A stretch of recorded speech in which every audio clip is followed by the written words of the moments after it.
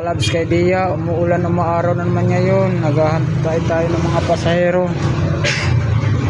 Yan, dalawa pa lang pasahero ko. Yan, number 1196 ang numero ng tricycle.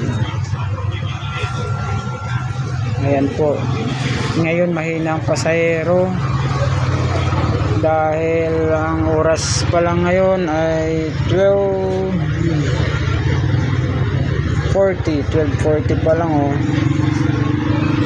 Mamaya pang malakas ang sunod-sunod pasahero, mga 3:20 o 4 o'clock. Yan,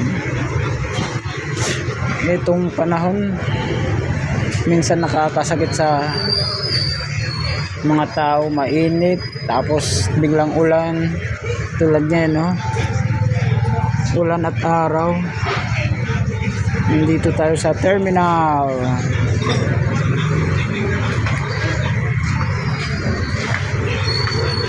Nagpipila-pila muna, Borongan City Terminal. Shout out sa mga taga Borongan City.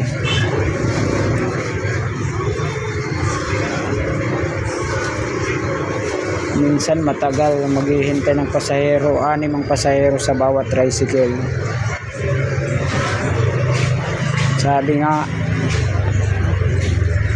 magtiyaga-tiyaga naman, hintay-hintay. Yung iba yan, higa-higa na lang sa cellphone, chat, ito rin. Ay higa-higa na lang muna dahil mahina pang pasahero. Yung peak hour talaga, yun, labasan ng mga estudyante mula sa high school, mula sa elementary. Ngayon wala pa, nandun pa yung lahat sa paaralan. Tapos yung iba nga papunta pa lang ng paaralan, magwa 1 o'clock pa lang kasi.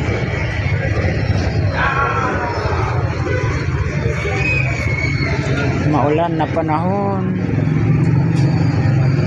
Borongan City, shout out sa mga taga Kalingat-Ngan Tuda. Shout out doon sa mga ibang Tuda rin, Sabang Suribao, Kamada, Biyahe Iso. Yung Biyahe Iso andun sa kabila. Shout out sa lahat ng mga tricycle driver.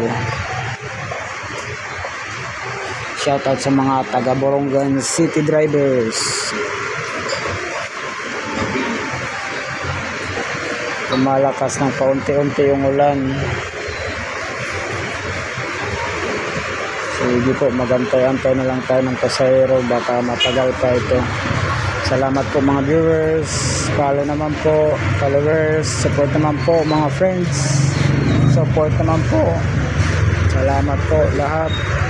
Thank you.